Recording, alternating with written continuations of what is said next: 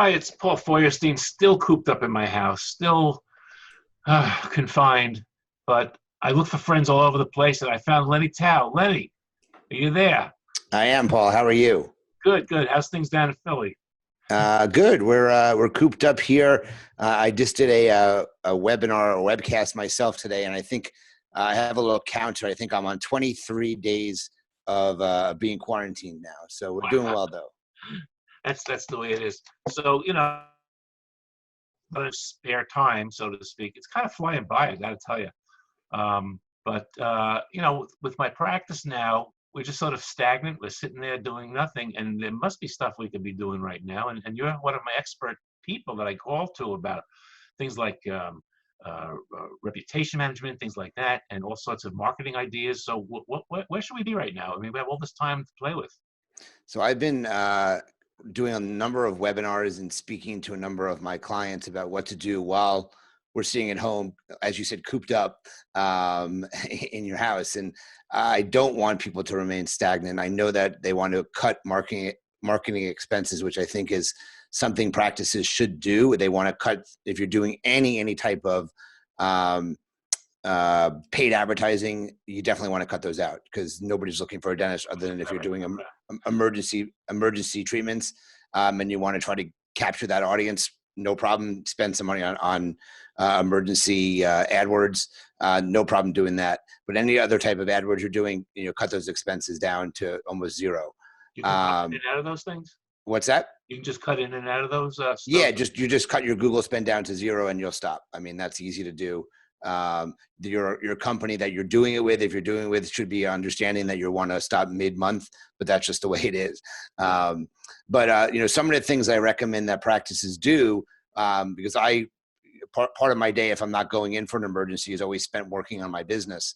So some of the things I've been recommending is, analyze your current ROI on the marketing that you're doing. So seeing if the marketing is working. So if you're doing AdWords, if you're doing SEO, if you're doing any type of other Facebook funnels, any paid advertising you're doing, see if it had worked. So you should be setting up call tracking numbers on things. So if you had analyzed the calls, listen to the calls, see if your team can improve on the phone skills that they have. Because, if you're doing marketing and the team isn't answering the calls properly, the ROI is not going to be great. So listen to the calls your teams had done in the past. So that's one thing they can do from home. Also, learn Google Analytics. Your website company should be able to provide you, and they actually better be able to provide you with the analytics reports from your website. So if I say for the last 3 months, get your analytics, see what your bounce rate is, see how much people have spent time on site, see how many unique visitors you get.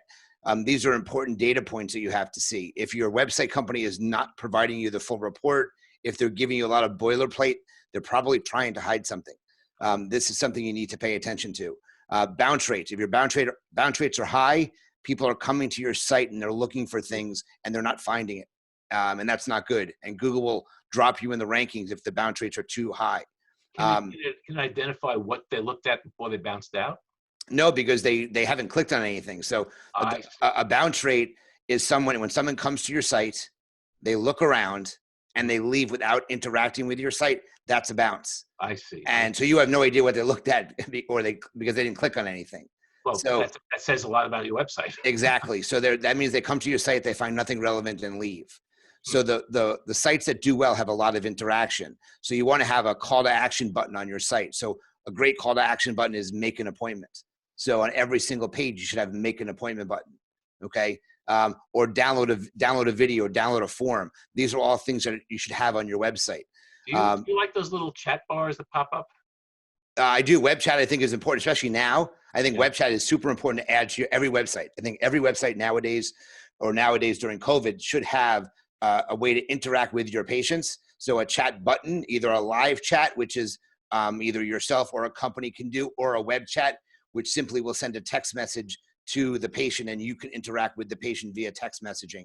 I think that's super important, just like teledentistry right now, some form of teledentistry, whether it's simply your patient sending you a photo of themselves, or there's a free program called Dentulu, Right. which is an app, or Your Virtual Consult, which is free. These companies are offering services for free right now. So you should offer these on your website at no cost to yourself to interact with your existing patients and your current patients, your new patients who are looking for emergency services. These are how you get them to know you're current with the times. So this is super important. I'll give you a 50-50 on that, because right now I'm not looking for extra new patients. I'm barely going to be able to handle my own patients, but after this whole is gone, whatever this thing is, I think that's going to be critical. And I'm not going in. I am not going in myself, by the way, to treat any new patient emergencies. I'm only seeing existing patient emergencies. So if a new patient calls with an emergency, I'm normally referring them to an endodontist or oral surgeon. I will not. I don't trust it. I don't trust new patients Sure. with anything. So You don't have medical history or anything. I mean, not at all. So I mean, anybody can have the coronavirus right now, and they don't even know it. So I don't want to risk myself and my family. So that's not something I'm willing to do. yeah, I've had it done a couple of times myself, but I felt like I was in a spacesuit when I went in there. It's like Yeah. crazy. One of the other things I think practices should do is I think they should be answering their phone at all opportunities. And I know a lot of practices are furloughing their employees. So one of the best opportunities now is there's a company called CallForce, and Oh. CallForce is owned by Corey Pinniger, and he's offering his services. And this is during Eastern time. They're answering phones from 8 o'clock in the morning to 10 o'clock at night, Monday through Friday, and 8 o'clock to 10 o'clock on Monday through Friday, and 10 o'clock in the morning to 6 p.m. on Saturdays at no cost to practices during COVID. So I highly recommend it. That's what I did. I turned my answering machines off during the day. I have them answering my phones. They'll forward me the important emergencies I've got to handle, and everything else is sent to me at the end of the day, like just patients calling to cancel or patients calling to make an appointment or leaving a message. But I think that's a wonderful service to have right now, so your team doesn't have to answer the phone calls. Yeah, 100% so. I don't have a lot of time, but tell me a little bit about it. Is there any way right now I can check and see what my reviews have been over the last few months too? You can always go to Google and check your reviews. Up until from the beginning of COVID up till yesterday, Google was not accepting any new reviews. So your patients could leave reviews, but they weren't showing them on your Google My Business page, and they still are not showing them. They were also not accepting responding to reviews up until yesterday. So yesterday you can start responding and they will show those responses. They were also not doing anything with Q&A anymore. So Q&A is going to be let out, the question and answer section on your Google My Business page. That was actually going to be starting to be released. But one of the best ways on your Google My Business knowledge panel to engage your patients is using the Google Posts section. So every week, these Google Posts will disappear. They will be archived, but you can, it's almost like social media posting. You can put a post out there and every week let them know, what the latest and greatest is going on in your practice. What if you have the proper protection to handle the appointments. If you're, I just had my patients who were in Invisalign. I had a curbside pickup for my Invisalign patients. They literally drove up in front of my office. They texted me when they got there. I handed them their trays through the mail slot. So I never had any contact with them, but I gave them their Invisalign trays. So I alerted everybody to that opportunity.